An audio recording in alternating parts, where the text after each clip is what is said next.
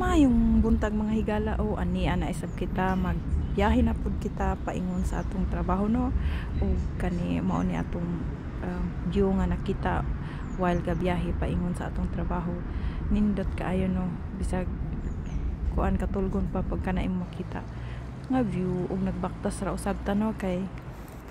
pa spring naman so dili na kay siya tugnaw, so mo ni atong view nga makita no while gabaktas ta paingon sa atong trabaho ug perte man atong sayo halagi kay di lagi ta gusto malate. So mao na atong mga talan awonon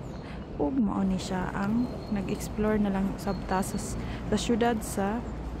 kung asa ko nagtrabaho. Limpyo kaayo lang lugar no og wala ko'y katao-tao kay sayo pa man lagi kaayo wa pa'y mga tao og ang atong trabaho mag-abli pa 7:30 og naa na ta naabot na ta direng dapita wa pa'y alas 7. So mao ni ang atong view, mao ni walay katao-tao kay kana laging sobra nato kasayo no kay dili man pud taganahan malate, so mao nang nagkasayo na lang ta og